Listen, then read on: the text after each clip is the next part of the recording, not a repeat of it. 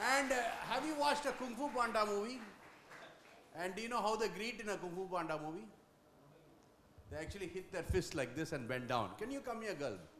You, ma'am. Yeah, come here and show the audience how they do it in China. Come on. Yeah. Give her a good round of applause, all of you. Right. When I say Salam Alaikum, what do you say? Walaikum Salam. Like, lot of prayers in India end with Shanti, Shanti, Shanti, which means peace. Though they say Konnichiwa, the easiest form of greeting is Moshi Moshi. What do they say? They have to bend down and say Moshi Moshi. Can we all bend down and say Moshi Moshi, please? Then I called Google Akka and asked her, what is Moshi Moshi? She said, it is Shanti Shanti. And this means myself and Sanjay Madhavan might have a physical fight, but toward the end we are great friends. So don't have a fight. Stop a fight, which means peace. When I say Salam Alaikum, it actually means have peace with God. And all of you will reciprocate by saying, which is you too have peace with God. Worldwide, everybody is saying peace, peace. From this morning, at least 1,000 times I've heard the word peace. In India, how do we greet? Can't hear you. Namaste. Namaste is a noun. The verb form of namaste is a beautiful dance composition, right? Can we all fold our hands, bend down a little, close your eyes and say Namaskara. That's how they say in the north. In the south, they say Namaskaram, which has a phenomenal meaning, which means I see divinity in you and I bow to the divinity in front of me, right? Which also means I see God in you and I bow to the God in front of me, which means when I see God, will I harm you? So we have peace there, right? In Tamil Nadu, how do they greet? Inga Tamil theriyadavanga yaranda kai thookunga. Tamil Nadu eppadi greet பண்ணுவோம்? வணக்கம்ல இக் இருக்கா? ஆனா sound வந்து அக்கு மாதிரி வரும் இல்லையா? அக்குன்றது ஆயுத எழுத்து தானே? எத்தனை புள்ளி இருக்கு? காட்டுங்க, எல்லாரும் காட்டுங்க. தம்பி அது ஒரு போட்டோ எடு. 2 dots down and 1 dot on top. In my opinion, it means the 2 eyes of mine is looking at the divine eye of yours and I'm bowing to the divinity. என்னுடைய 2 கண்கள் உங்களுள்ள இருக்கும் நெற்றிக்கண்ணான கடவுளை பார்த்து நான் வணங்குகிறேன். ஜோரா கை தட்டேம்மா. So vanakkam to all of you here, and awesome to see that, I have 2 of my colleagues who are honorary consuls, and we have RK sir, and of course Valan sir has been doing a phenomenal work in Chennai. My first question is to my good brother Sanjay Madhavan, Mr. Sanjay Madhavan. It's very difficult for me to call him Mr. because he is the incoming vice president for the association called Consular Corps Diplomatic, which means all the honorary consuls in Chennai have an association and he is the incoming vice president. And the unique thing about him is, I am a honorary consul for Seychelles, he is an honorary consul for Myanmar. We never lived there. But he is one gentleman. Like his country, very neutral. He stayed 15 years there and the rest of the, balance of his years he was in Chennai, which means he knows both the countries very well, right? So in your opinion, sir, your country is the most neutral country in the whole world. In fact, the UN, the Geneva Conventions happen in Switzerland. So how do you think that, the whole thing about peace had started with Switzerland, and why the whole world thinks that in spite of your chocolates and your watches and your bank accounts, still it is very peaceful there, sir? So good afternoon to everybody. Thank you for inviting me. And thank you, Sesha Sai and fellow panelists. Switzerland does have a long history with neutrality. It wasn't always the case. Switzerland has a very warring background. Many 400, 500 years ago, all the different cantons were fighting each other, and I think it was in the 16th century when they actually formed a truce. And since then, as a country, Switzerland has learned that peace is the way to go. I mean, the prosperity that it brought by signing and following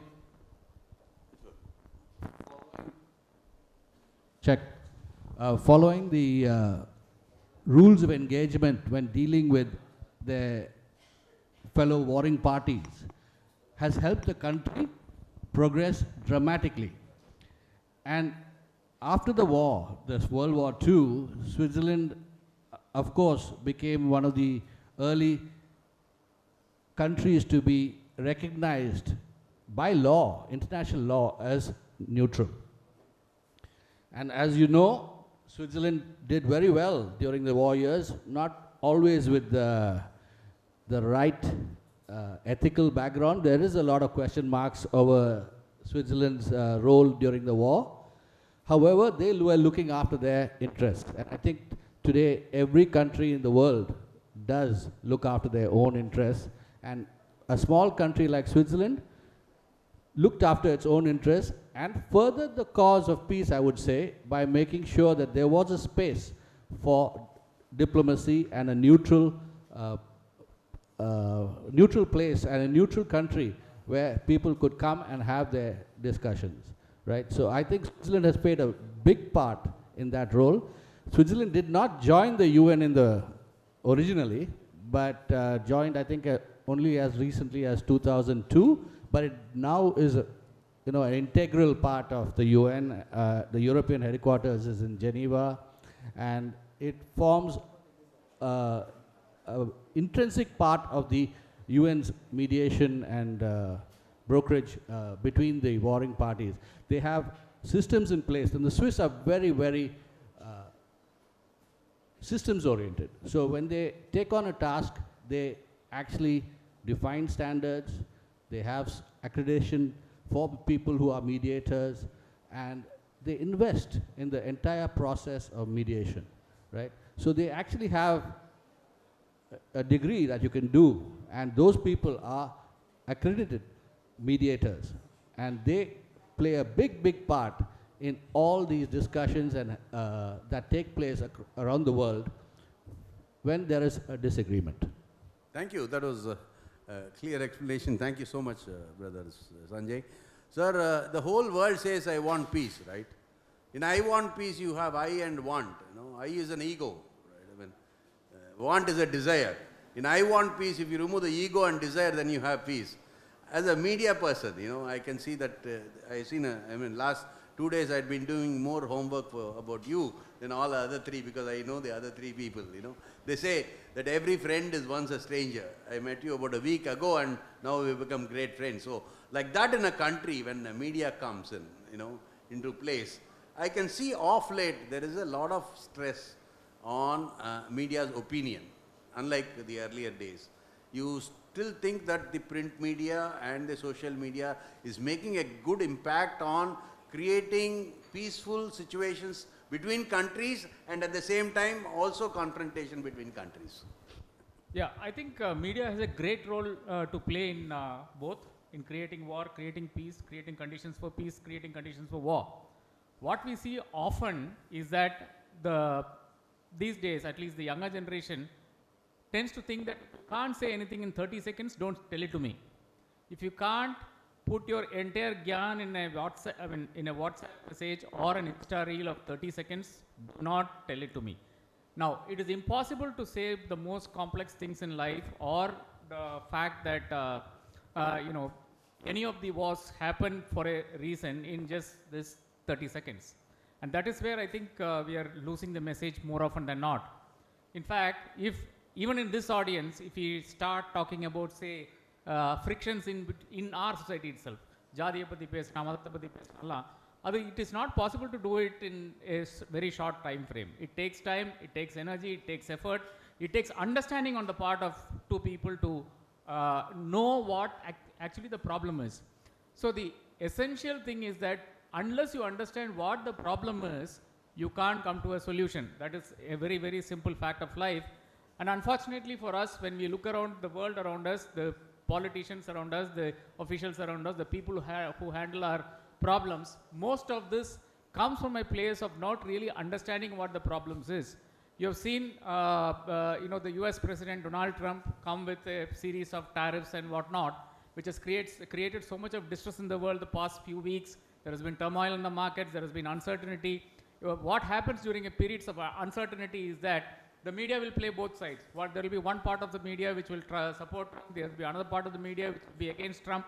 Like we have in India, like we have in any other place, there is one particular set of people who will support the dispensation, there is another set of people who will be against the dispensation. Now, this is the crux of the whole issue.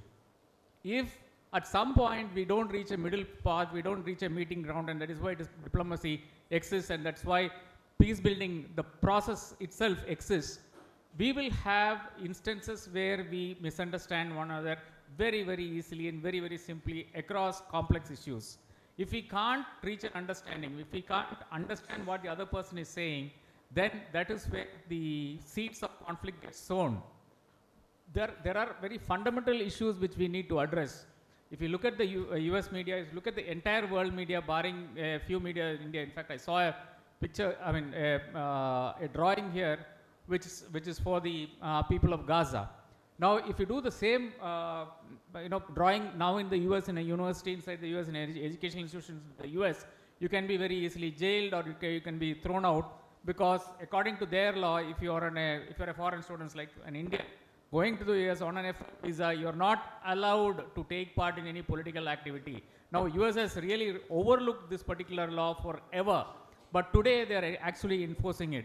So, if taking up for a just cause, what we think is a just cause, not killing children is a just cause, not killing women is a just cause. But unfortunately, if you talk about these things, you can be labeled as belonging to the other side. The othering is what is happening across the world, across the medias, and across everywhere else. I think common meeting grounds can only be had if we give up these extremes and start looking at the middle path, and looking at where we can actually build peace, and that is going to be an extremely complex process. It definitely cannot happen in this era of social media. Thank you. Thank you, RK. That was nice. When I see this gentleman, I actually feel like crying. Give him a good round of applause for that beautiful letter. Thank you, sir. This gentleman, Mr. Valan, I almost feel like crying. You know why? All of us have an identity. We have a history. We have family names and all that. There are close to about 1,65,000 plus, he might give you the right figure, where people don't have identity and they are stuck in our country. And we do not know what to do, and UNHCR seems to be playing a very vital role. And I would like Mr. Valan to give some information about what you actually do, and how I was also told that you don't have the right for citizenship because you're born here, unlike US, where recently they were trying to take away, Trump was trying to take away that. So could you give your insights on that, please? Thank you. Thank you, Brother Sai. So it's wonderful to meet you here and to share few information about the refugees, because as UNHCR, as a global refugee agency, the UN refugee agency, we represent the issues of refugee, the people who are forced to flee across the world. So there are about close to 112 million people currently, as we are talking, are forced to flee, and they don't have the right to exercise all the things that we all enjoy here. So in Tamil Nadu specifically, we work closely with the governments to see how we can resolve the issues of Sri Lankan Tamils who have been displaced and staying in India for more than 40 years. And they have been born, almost 75% of them been staying in India for 30 plus years, and 45% of them have been born in India for 45% are born in India. But still they don't enjoy all the rights that we have, because they are being governed under the constitutional provision and the legalities that govern all of us. So the citizenship right is not provided to them, is not extended to them. Because of that, for an example, if they have the ability to enroll in institutions like Vinayaka Mission or any other institute in universities, they cannot really go back to the job market where they will get a job and they will be able to support their families. For a matter, if they enroll in the law college, they cannot practice because they are not the citizen of this country. They cannot enroll in the bar and practice law in the courts. So this is a kind of a situation. So what we are trying to do is basically we are trying to reflect why such situation prevails in India. Because when we are all started working as a UNHCR in 1950s, we were given a mandate for only 2 years to operate by the UN General Assembly. So that means within the 2 years, our responsibility was to resolve all the problems of the people who were forced to flee. just after the post-World War II, and then we thought, okay, we'll all be done and we'll accomplish our goals and we'll get back to the normal situation. But unfortunately, every year there are situations that are escalating, and because of that situation that are escalating, people are forced to flee. So as we are talking, the Gaza is being bombed, there are issues in Sudan, there are issues in Ukraine, there are issues in different parts of the world, and that is where we are sitting, and because we are not in the fighting field, we are not seeing the human disaster that is happening around for the fellow human being. So what we all really look forward to have is, we need to listen. Basically, that is what is the crux of the matter is, we need to listen to people. So we need to agree to disagree. But that doesn't mean that we should not put somebody into a container. That is what is proportionately and increasingly happening in the world, that we observe is, we want to kind of see others into a container, and we want them to be practicing and probably doing certain pattern of work or certain pattern of life in a particular way. And if we don't see them doing that, we kind of turn against them, and probably even we are trying to challenge their existence itself. So that is what we would like to see in the world, that we all come together at some point of a time, using whatever the technologies, using whatever the resources that we have, and to provide that particular empathy, the extent that empathy that we have and we should have as a human being, so that we'll be able to give a hand to them to at least have a survival, and second, they can also thrive in the society where they will be able to lead a life as a fellow human being with all the rights that they can have. So that's what I would like to share as a... Thank you, brother. Thank you so much. Right. Now we have Professor Ranganathan, who was the history professor and head of the department for Loyola College. So he's been teaching history for a long time. You know, that was like more like a theory. Now suddenly he's given a diplomat post.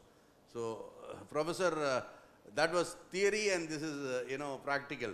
So how did you find the difference, and were you able to see whatever you taught came right in front of you, right? And you had to face. I can see you have so many awards on peace. That means, you know, there were a lot of problems and you solved the peace, and that's why they gave you the award. So I would like you to explain on that, brother. Yeah, pranams, Swamiji, and Dr. Anuradha, the Vice President of VMRF, and Ms. Kavita, and distinguished audience, my dear student friends, good evening. Myanmar was formerly known as Burma. Burma we call today as Myanmar. It is, I call it as, you know, the Garden of the East. It's a beautiful country in Southeast Asia, connecting, you know, South Asia and Southeast Asia. It is very strategically important to India. And Myanmar is a country which was, you know, during the British time, Myanmar was with India. And only way back in 1938, Myanmar was divided, and in 1948, Myanmar got its independence. And Myanmar is again a, you know, recently you all know that March 28, you know, the earthquake, you know, in Mandalay. Mandalay, you know, is a beautiful, you know, state where the British ruled India by sitting in Mandalay, and that particular place, the Nipito, we call it NPT, you know, was totally, you know, devastated by the, you know, earthquake. The country is a beautiful country. As you all know that we have 15 lakh Indians in the current, you know, that Myanmar. Out of 15 lakh Indians, we have 9 lakh Tamils. 9 lakh Tamils are living in Myanmar today. The present, you know, the study says that we have 9 lakh Tamils. And if you come to, you know, Myanmar, that is the formerly Rangoon, presently Yangon, you see lot of temples there. Temples, you know, that like Chennai, you find lot of temples there, and it's a very beautiful city. And whenever we, you know, meet, you know, people, Tamil Changam, or whenever we meet Tamil people in Myanmar, and they say that, right, we want this, we want that, and I feel extremely happy whatever I can do. I'm doing my best to support, you know, the Myanmar Tamils, and they 10 years back, they requested for a direct flight, you know, because, you know, people coming to Sabrimala, people coming to Tirupati, people going to various temples, you know, they have to come to Chennai, means via they have to come, you know, through some other country. But now we have a direct flight thanks to, you know, the government of Myanmar and government of India. And today we have an aircraft, Myanmar Airways International. And today people are going to Myanmar and coming to Chennai. So in such a way, that we also inaugurated, Myanmar, India-Myanmar Friendship Association. Myanmar is our immediate neighbor. India has to, is very much concerned about Myanmar. It's our immediate neighbor. So we inaugurated so many, associations in order to bring people closer to India. I fondly believe that people-to-people cooperation is very, very important. That the P2P is very important. G2G is fine, but more than G2G, what I want is the P2P, people-to-people cooperation. That fosters understanding, that fosters peace, that fosters relationship, that fosters development, that fosters solidarity. And today we are going to inaugurate a trilateral highway, Mr. Radhakrishnan must be knowing, trilateral highway, where India, Thailand, Myanmar, all three governments contributed money. And today, that maybe in a few months, we are going to inaugurate the road. If the road is going to be inaugurated, and I always believe roads are the sign of civilization. Good roads are the sign of civilization. And probably by inaugurating this road, you see tourism, traffic will increase, people-to-people contact, trade, commerce, and whatnot. And I believe poverty is again, that I believe it's a root cause of all, evils, I would say. Crime, that's poverty is again, that one has to, for poverty, let us talk about prosperity, not poverty. So in order to, that wipe off all this, that so many activities are happening between India and Myanmar, and that I am a small instrument, that trying here and there to do little things, and that's all about, Myanmar, an ASEAN nation, that, and for this earthquake, Government of India has given all support to Myanmar. There are three countries which are supporting, who are there in the field, India, China, and Russia. But, India's support is amazing, and we are giving overwhelming support to Myanmar, and, that government of Myanmar is also grateful to India. Thank you so much. Thank you, Professor. See, give him a good round of applause for informing us that there's going to be a road formed, which means you can take a car from here and go all the way to Singapore. Am I right, Professor? Which means I'm waiting for a lorry to be in Singapore which will say sound horn.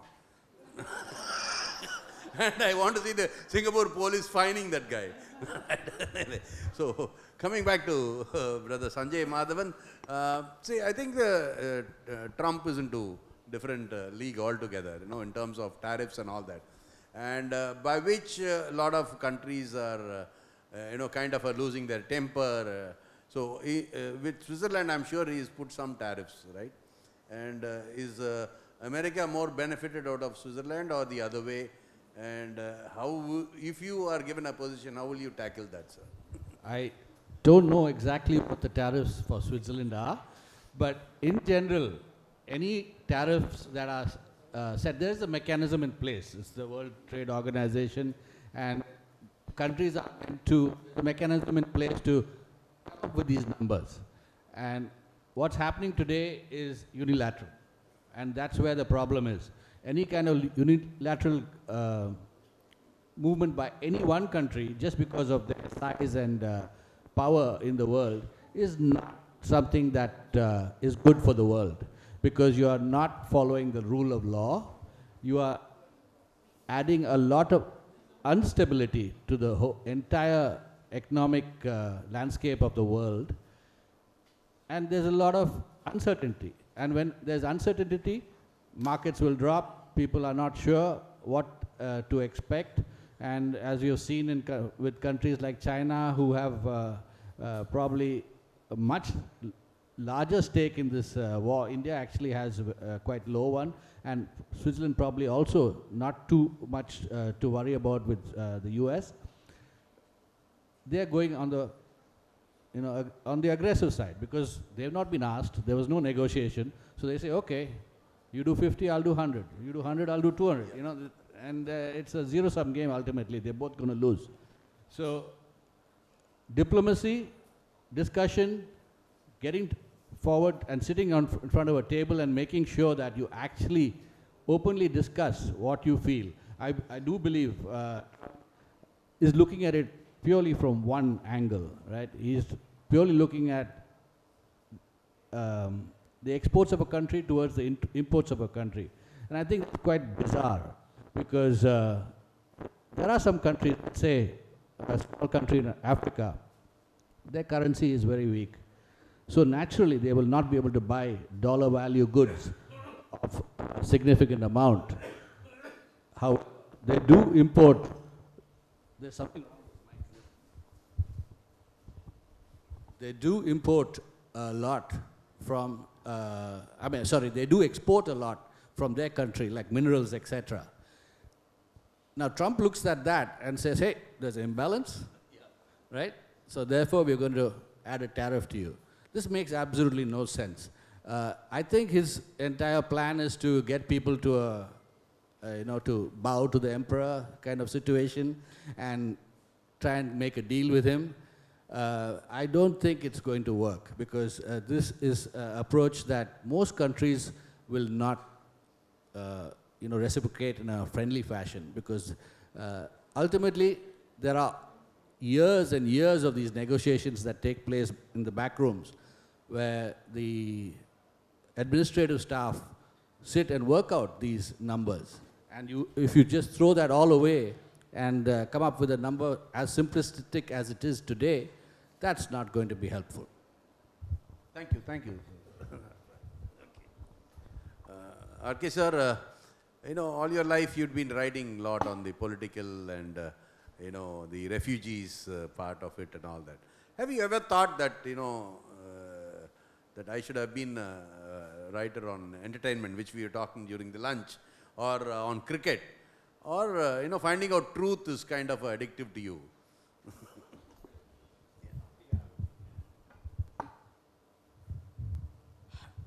Yeah, I've given it a lot of thought. In fact, I've written about the 2011 and 2013 World Cups. It's a very different high watching cricket, and actually, something that I've played over the years, and of course, writing about it. It's a completely different high. But look at what the opportunity for change is when you actually write on issues of the day. Of course, I'm not demeaning any other form of writing, please.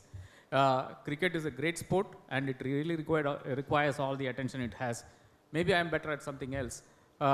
Maybe I'm better at communicating what is happening across the world. Maybe I'm better at telling that, it is not really important how big you are, how powerful you are. You have to also take into consideration the last person living on the planet. Otherwise, it will not work out for you. What was when we attained freedom, Gandhiji was asked, what is your one, thing that you will tell the rulers of this day? And Gandhiji said, the duty of the Indian nation should be to wipe the tear out of the last man that is inaccessible to reach. That is, his idea of democracy was very simple. Everybody has to live in a system of equity. How do we get to this equity point? We have all kinds of vagaries across the world, across India, for instance. And of course, there are differences of caste, creed, color, development, all kinds of things that you can think of. Now, how do you achieve this equity? And that has been the kind of inquiry of a lot of people. Social justice, for instance, promotes that concept of equity. When we say that we are going back to our traditions, there are a lot of great things in our traditions, but there are also a lot of bad things in our traditions. Take the instance of refugees, for instance. In India, we have a hierarchy, we have a pecking order for refugees. Can you even believe it? There is one group of refugees which are considered on top of the pile. There is a second group which do not have the exact number of rights that particular group holds. There is a third group which is not included in all these groups. I'm talking about Tibetans, Sri Lankan Tamils, and the rest of the groups. Rohingya, for instance, are illegals. No human being in the world should ever be termed illegal. Governments routinely do this. யாருமே illegal கிடையாதுங்க உலகத்துல. Irregular is possibly a word. That is, why do governments use this word illegal? Because you entered a country without papers. Why do they enter a country without papers? Do they have no other job? Of course, that is not the reason why they enter a country. They enter a country because there is no way otherwise. When there is bombs, falling down in your hometown, in all kinds of places, what do? You run away. If it is not possible to stay within the borders of your country, what you do is you flee to the next country.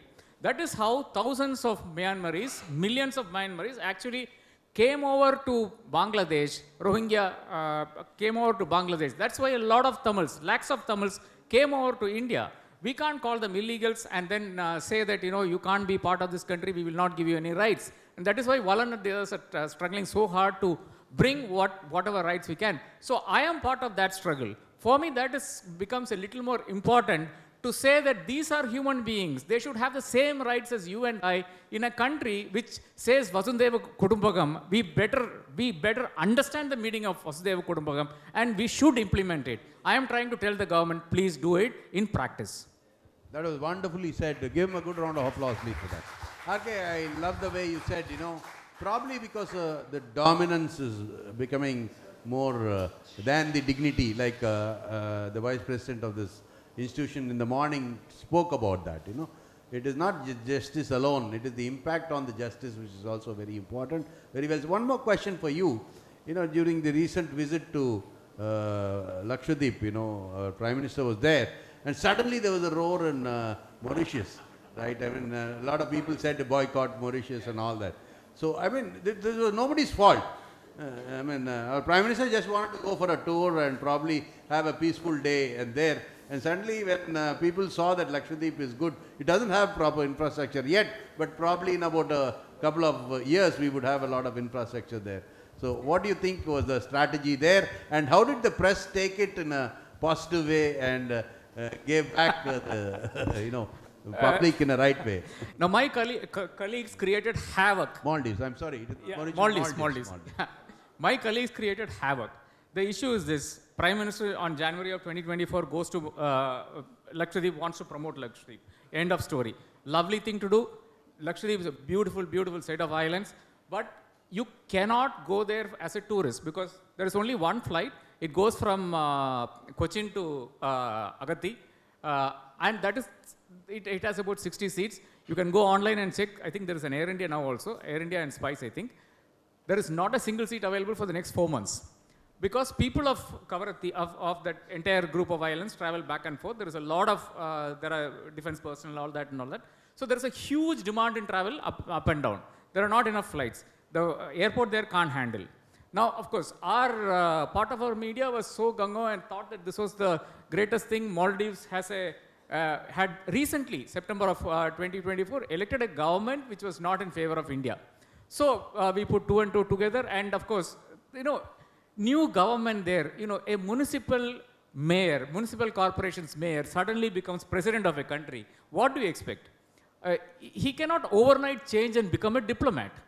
His people that he put in cabinet, who are basically councillors, I'm sorry to say this, they also are not diplomatically well versed. So they did some, stuff that is considered nonsensical.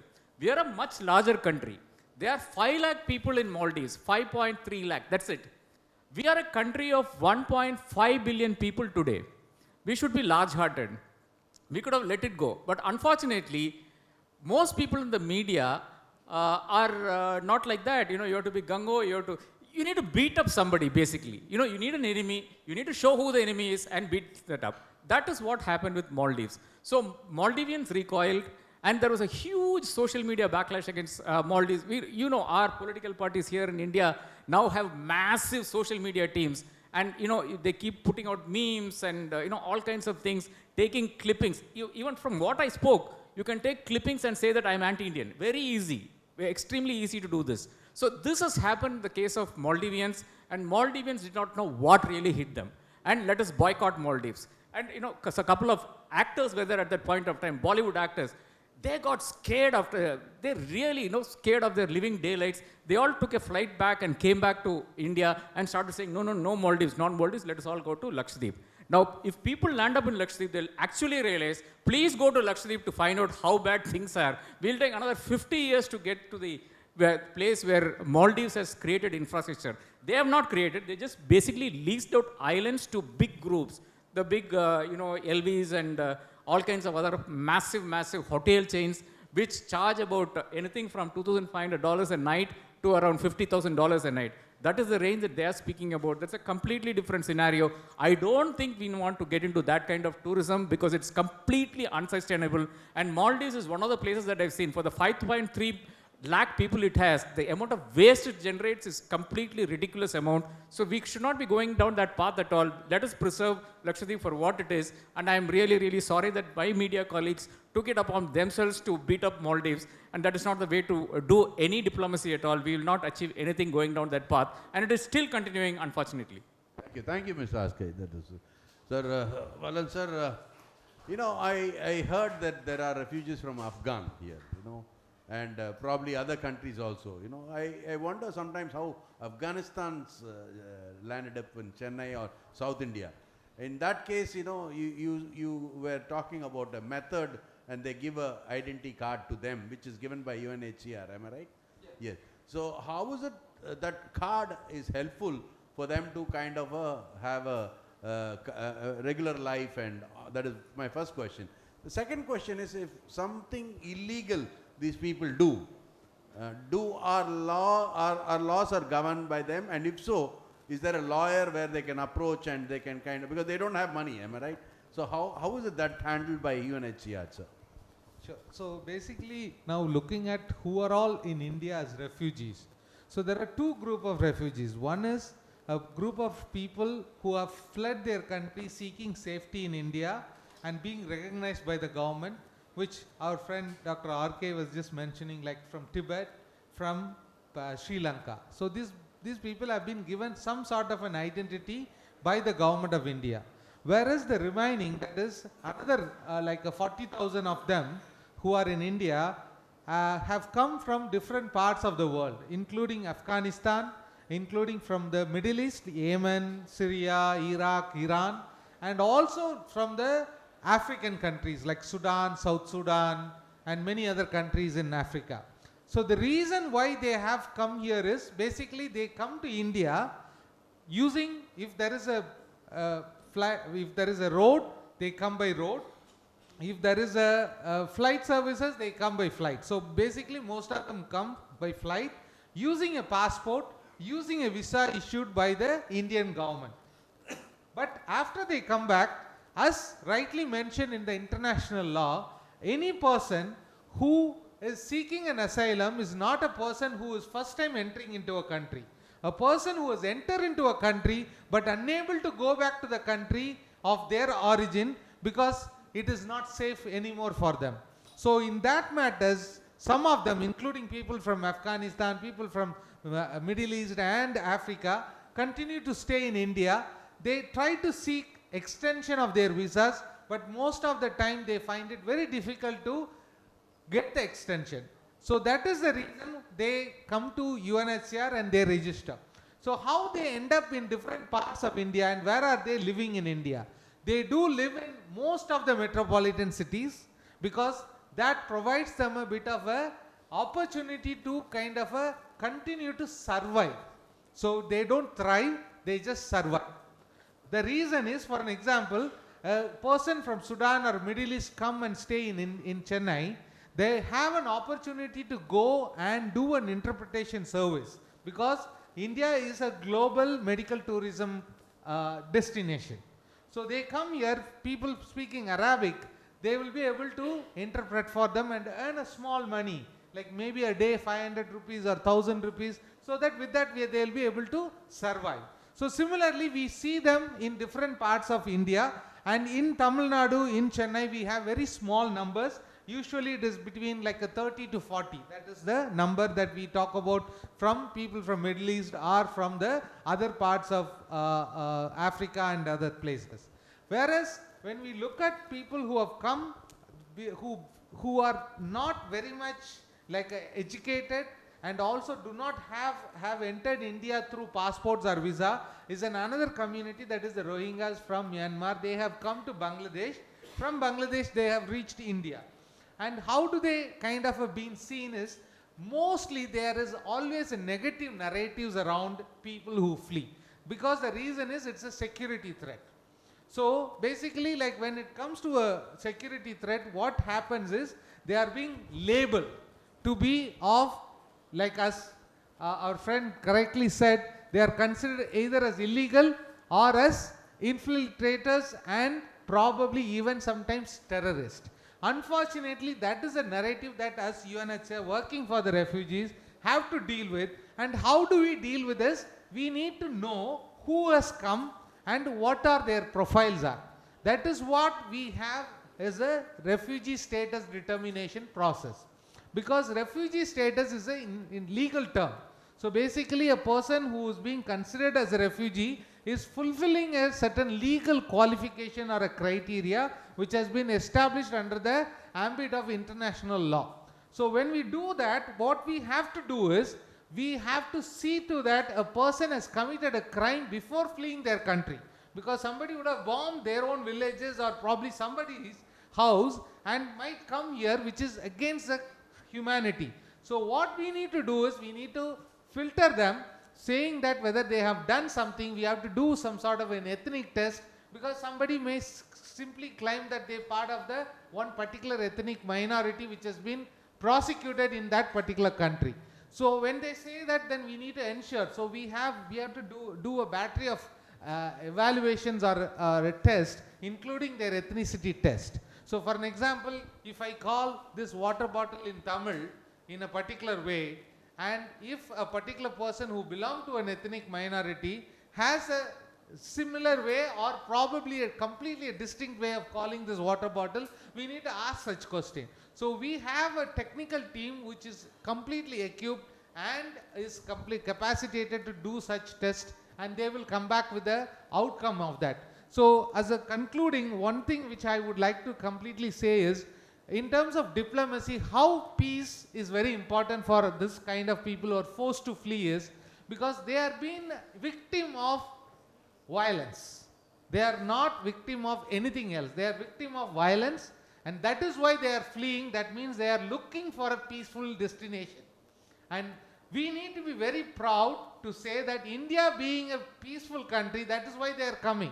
So with all the cultural ethos that we kind of uphold every time, like Vasudeva Kudumbakam or whatever we call it, and what we need to do is we need to establish that these people are, and the people's issues are brought into the table.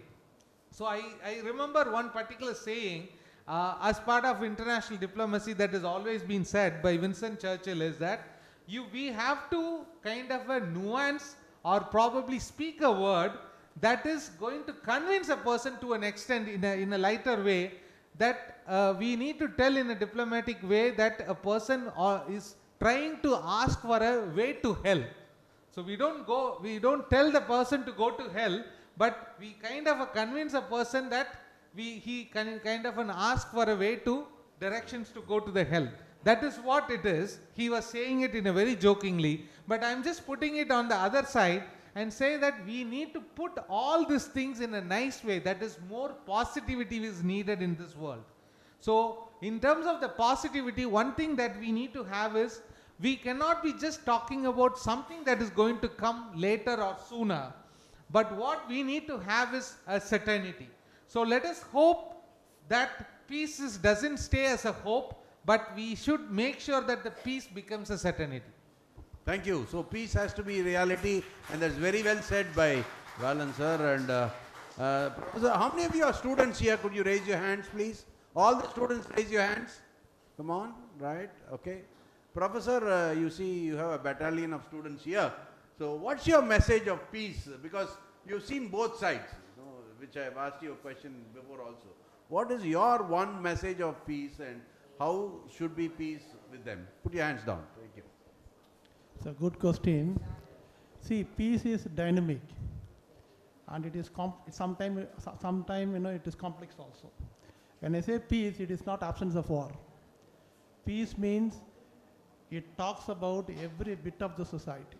It talks about culturally, that it talks about spiritual, cultural, every aspect of the society it takes care of. So peace is the most important one in a country.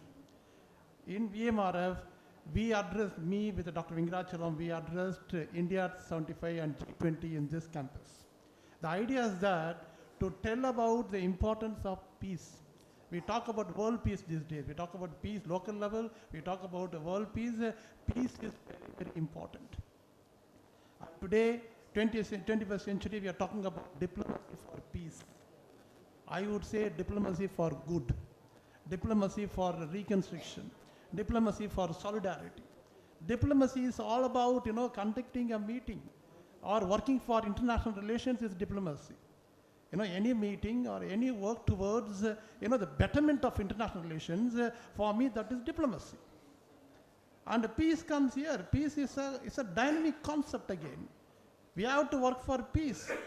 And today institutions like VMRF, it is a beautiful attempt, taken by VMRF, by Dr. Anuradha, that, talking about giving a space, in this conclave for the diplomats.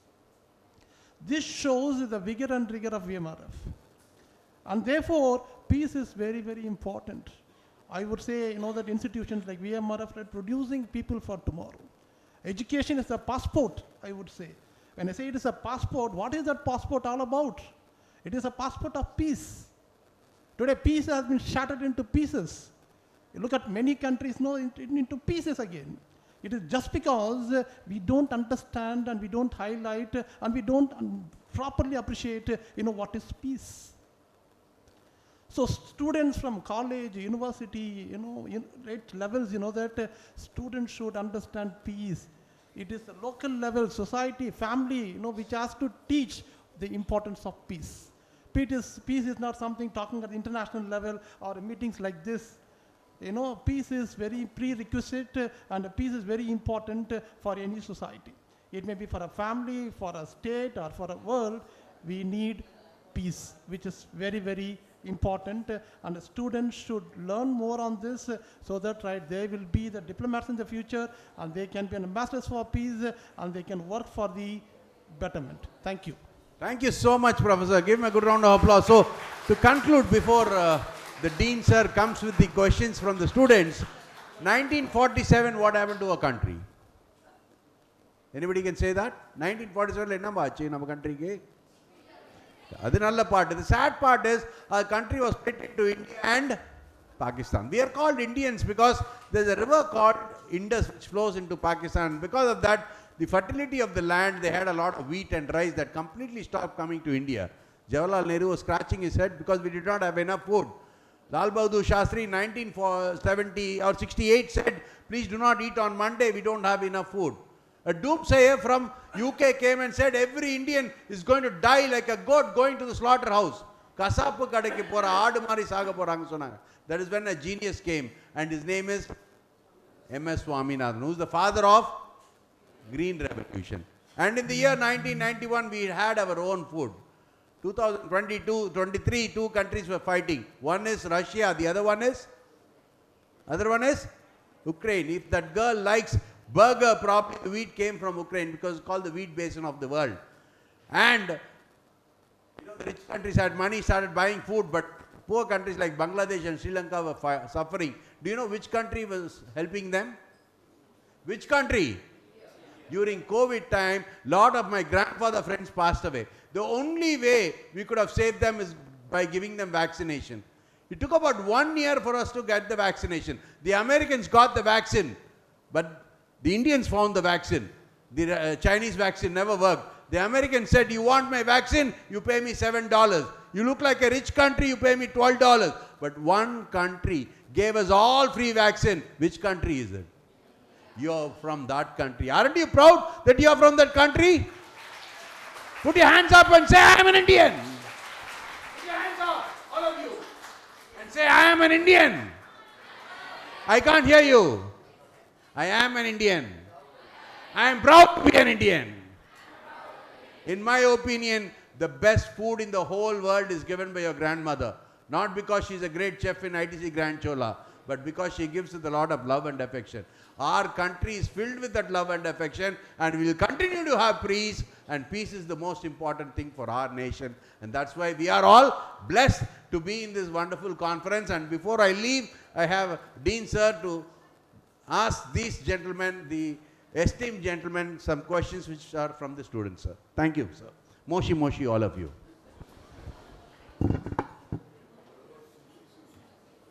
Thank you, sir. That was quite an energetic panel, and really you brought out so many insights thanks to the panelists and your moderation.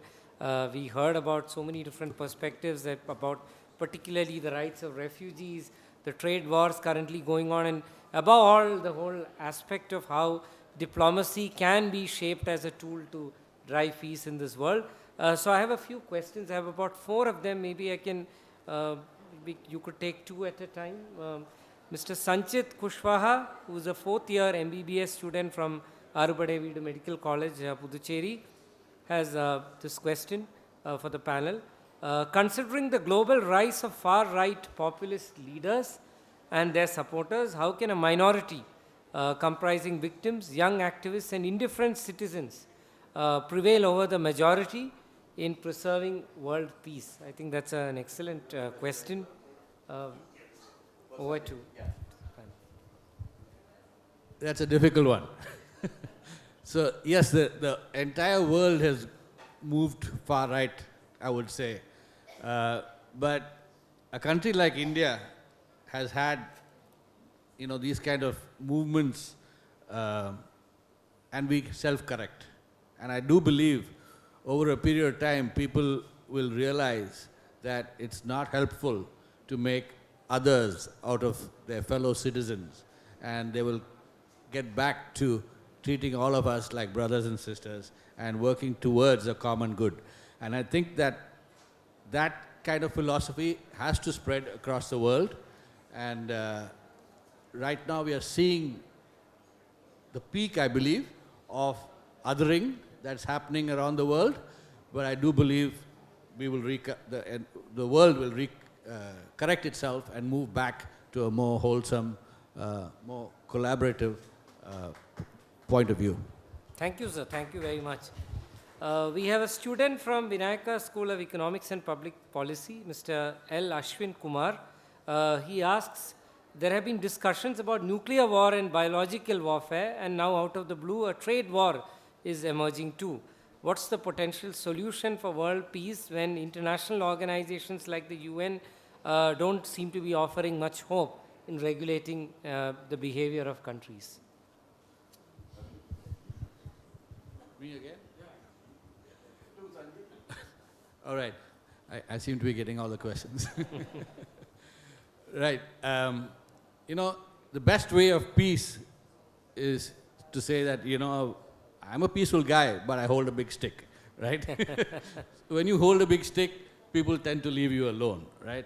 And in the past, diplomacy has been a major form of a global good for peace. However, but it's not been the only one, right? Nuclear deterrent is very much one that has worked, right? Countries have economies that are interdependent. That has been very helpful, right? And the humanitarian focus of certain nations has helped this bonding across countries, right? So mediating as well is a major form of making sure that these things don't blow up. So Switzerland has always played a big part in that mediating of these disputes, and they will continue to do so.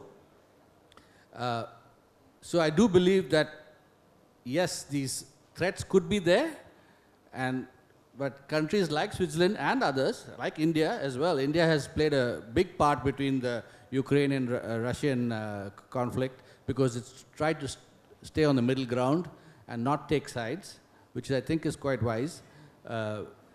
It's not our fight. What the US is trying to force us to take sides is not quite right. And as we have seen, the US itself seems to have changed sides at the end of this. So mediation, diplomacy is the way forward. Thank you very much, sir, for bringing up mediation.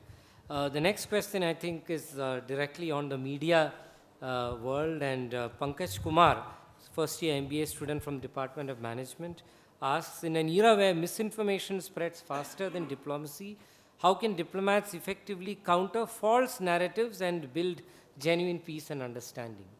Yeah, very simply, if you take the Indian MEA, for instance, Indian Ministry of External Affairs, they are creating a unit where real-time monitoring of every single news item being published anywhere in any language, anywhere in the world, will be captured immediately in New Delhi at the MEA, and they will respond immediately. So that is one way of countering it. This is the government narrative. Obviously, it is not a public narrative or the people's narrative.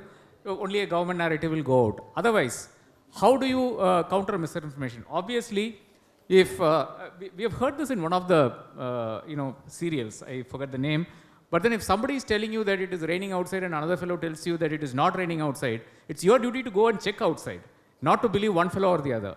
That's how disinformation can be countered. Can be countered. So if somebody is telling you something so fantastic that it may not be true, please make an effort to check. Where do you check? There are traditional media sources which help you. I come from the Hindu group. I write for Frontline. Please read Frontline. In fact, the Maldives story also I have written on the Prime Minister's visit to Lakshadweep and what happened subsequently. There is a timeline to it as well. So we need to be engaged in our democracy, engaged in our events to understand these things. If you are going to be detached, if you are going to say that, look, democracy is too much work, or I don't understand democracy, tell me something that I understand in 30 seconds. Please, it's not going to work. Please understand that our struggle for independence, Mahatma Gandhi started the struggle in 1920. We attained independence in 1947. So 47 minus 20 is the time that a person struggled, was in jail for about 7 or 8 years. Nehru himself was in jail for more than 9 years to achieve independence. So that's how much struggle they put in to get our country to be a democratic country. If we can't put in the effort to check 4 news sources to understand if every single guy is saying the same thing, I think it's a bloody shame. Sorry to use the word bloody. It's a really crying shame on us that we will not check, but then we will forward the same WhatsApp message that our uncle sent us to others. So I am an uncle. So if I send you something, please do not forward it. Please verify the veracity of it before you send it to somebody else. That is the smallest thing that we can do. Please do not do WhatsApp forwards when you see something fantastic and fabulous and say that this country is going to the dogs or this country is doing great. Don't believe both. Thank you, sir. Deep individual reflection, as I can see, is very important. And finally, we have 2 students who have pretty much asked the same question. The first is Gauri, third-year student, LLB from Vinayaka Missions Law School, and the other is Ashwin Kumar, third-year BSc Chemistry student. They both want to know that India has historically taken a neutral stance in many global conflicts, and do you think non-alignment strategy is still effective in today's geopolitical climate, and with specific reference to the Russia-Ukraine war and India's intervention, they want to get more details on. I think, Professor, a good question for you, because see, today India's role is very notable and very amazing in terms of international relations, in terms of world peace, in terms of assisting countries and whatever. So India's role is something very so great, so incredible, and we are doing our best. And therefore, our external affairs, you look at the way the diplomats are. Today we are celebrating October 24th as a Diplomats' Day. October 24th, 1945, we celebrate that as a International Diplomats' Day. And India's contribution to diplomacy is immense. And we are doing our best, and in multiple fronts we are doing it. As you all know that India also supports United Nations. You look at the 2 world wars, 1914 to 1918 and 1939 to 1945, and 21st October 1945 was born. And if you look at the Charter of the United Nations, it starts so beautifully. We, the people of United Nations, to save succeeding generations from the scourge of war, which twice in our lifetime has brought untold sorrow to mankind. We don't want a 3rd World War. That was a strong message which was enshrined in the UN Charter. And therefore, today we are working on various aspects, and India is a country which works for world peace. I don't want to talk about countries, this and that, but to be very general, India's that role is highly appreciated, and India's Nalanda University is called as a Vishwaguru today. They are connecting, Nalanda University is connecting to most of the Asian countries, and they were trying to promote, peace and solidarity in Asia. Asia is again a very important Oriental and Occidental we talk about. When you talk about Oriental and Occidental, you know that India, the Dharma Bhumi, the Karma Bhumi, we have a big role to play in the affairs of world peace. Thank you. Thank you so much, sir. Before you So, I wind mean, that cameraman is never in the picture, right? He's always at the back. Yes. Like that, UNHCR has been doing wonderful job. They might not be in the front, but the kind of work they're doing in our region, at least with the help of our chief here, I think all of you should put your hands up and give him a good round of applause for all the work he's doing. Right? So, I mean, before I conclude, you know, there was a lamp here. இங்கே ஒரு விளக்கு இருந்தது இல்லை, அந்த விளக்கை எரியறதுக்கு 3 விஷயம் வேணும் இல்லையா? ஃபர்ஸ்ட் என்ன வேணும்? எண்ணெய் வேணும். யார்ப்பா சொன்னது? கை தூக்கு. ரைட். ஃபர்ஸ்ட் என்ன வேணும்? எண்ணெய் வேணும். ரெண்டாவது திரி வேணும். மூணாவது தீப்பெட்டி வாழையில் நினைச்சுன்னா தீ மட்டும் வேணும் இல்லையா? ஸோ ஃபர்ஸ்ட் என்ன வேணும்? எனக்கு கேட்கல, ஒரே வாட்டி லவுடாக சொல்லுங்க. எண்ணெய் எண்ணெய் தமிழில் சொல்லுவா. ரெண்டாவது, மூணாவது தீ. ஓகே, லைனாக ஃபாஸ்ட்டாக சொல்லுங்க. எண்ணெய் திருத்தி உங்களை திருத்துறதுக்காக, உங்களுக்கு பீஸ்ன்ற ஒரு கான்செப்ட்ன்ற ஒரு மைண்டில் வரணுன்றதுக்காக, அது திருத்துறதுக்காக தான் இன்னைக்கு அந்த விளக்கு போட்டு உங்க எல்லாருக்கும் ஒரு ஒளி கொடுக்கணுன்றதுக்காக இவங்க வந்திருக்காங்க. So all of you say we want peace. Once more, all of you say we want peace. Right, so thank you so much for listening patiently, and sir for beautifully curating those questions. And RK sir, with all your busy schedule, he's been very busy. In fact, yaro varanga periyavanga Delhi la irundha na ayamba varanonu kettindare, but still he has to go there. He doesn't have a choice. And Sanjay Madhavan brother has been awesome, and he's come all the way from Kottapuram, and UNHCR brother Valan has been the most phenomenally empathetic person I've ever seen, and a knowledge bank is our professor. So all of you say thank you for all of them, and give them a good round of applause. Thank you very much. So we... Yes ma'am. 2 more questions. Yes ma'am, please come forward. Yes, we'd like to... Yes ma'am. Ask easy questions ma'am, please. I was just thinking of this. I did a fact check on this also, and I saw this reel which is doing the rounds now about Trump. It's a 20-year-old reel on the Oprah Winfrey show, where he said, okay, US has become a dumping ground, which is in spite of all the expiry, use by date dumping that they did in Africa, all the used, expired milk which went to Africa, medicines which went to Africa. In spite of that, he said this. I'm just thinking we knew about it. So this was a publicly made statement. I was not open, or maybe perhaps 20 years ago I was not watching the Oprah Winfrey show. But I'm sure what was the diplomatic caucus? Could you have prevented a person like this assuming power? And was it a nation which allowed a person who obviously lacks empathy to come to power? Even the nation, was it a very privileged mindset which allowed him to come to power and say, okay, today we'll impose tariffs? But this agenda was something which was public about 20, 30 years ago, and we still allowed such a person to, what is it? Today we are all evolving as human beings, but the nation has allowed a person who totally lacks an empathy to assume presidentship. And why did diplomatic caucus of other countries, allow this? Should there not have been discussions? Should there not have been negotiations or transactions, or at least a public discussion that this space is going to become like this if this person takes on, the trade transactions? We are talking about this in hindsight, I feel. So it's a statement you're making. You're not asking a question. Could you have done something? Could the diplomats have done something?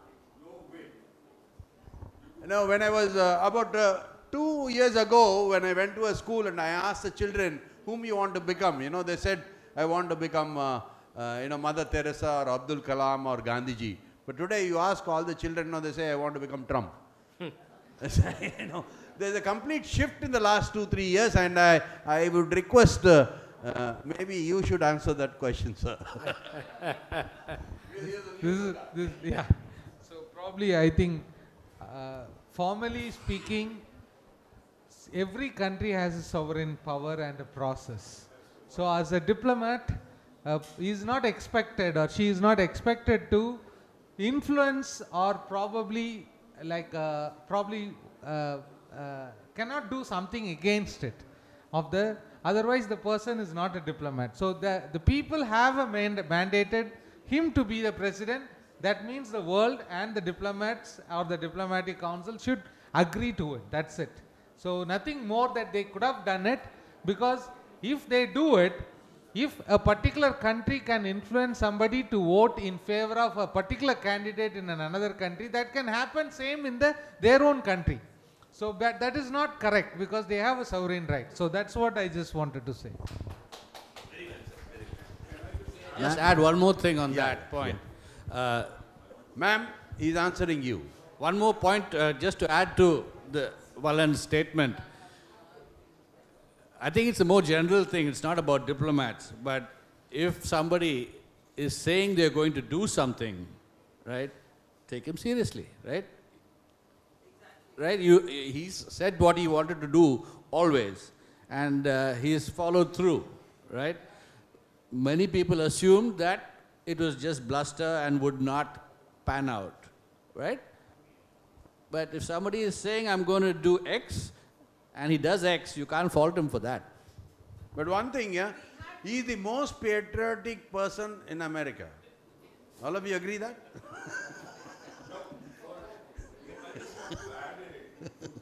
Yeah.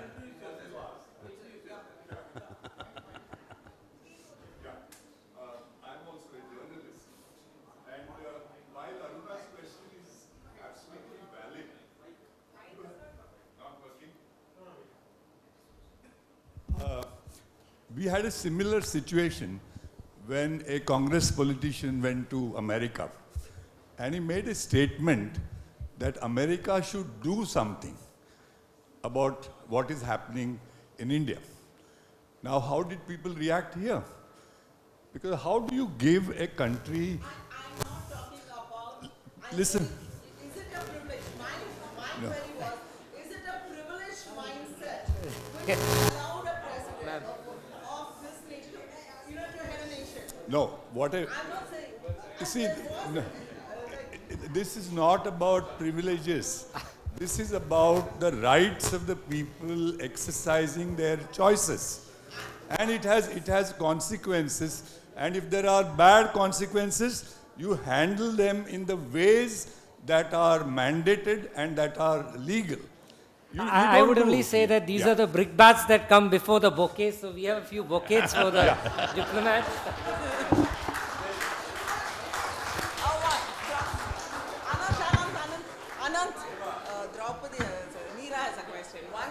One more question.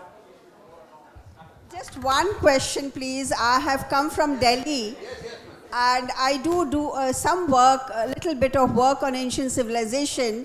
One of our honored panelists quoted Atiti Deva Bhava.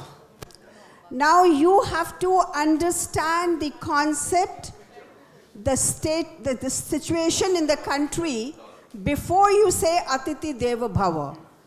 As very rightly said by a lady in the UK, when immigration becomes invasion. So who's coming, why they're coming, who is instigating them to come here? That is the question. We cannot have Atiti Deva Bhava in a climate where there is very much an underground and undercurrent of invading a country in the garb of refugees and in the garb of so many things. So I would want your reaction on Atiti Deva Bhava. Is it relevant in today's contest? But Neera, you forget they're all diplomats. They can't say it. Ma'am, hold your hands like this. Hold your hands like this. All of them are different, right? This is smaller, this is bigger, this is taller, right? Fold your hands. Fold your hands like this. Turn it towards you. All of you are equal. In the eyes of God, everybody is equal. You know, the moment we have ego is when we lose the peace.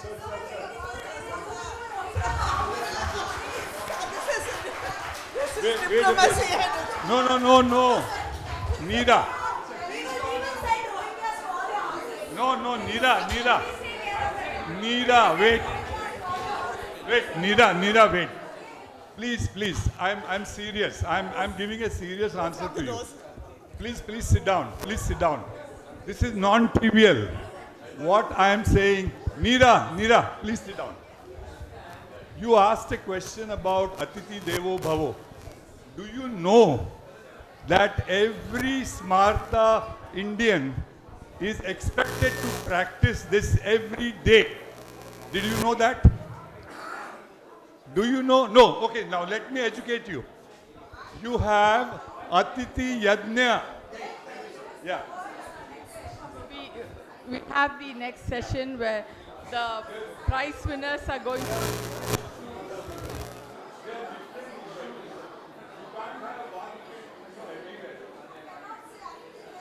Thank you.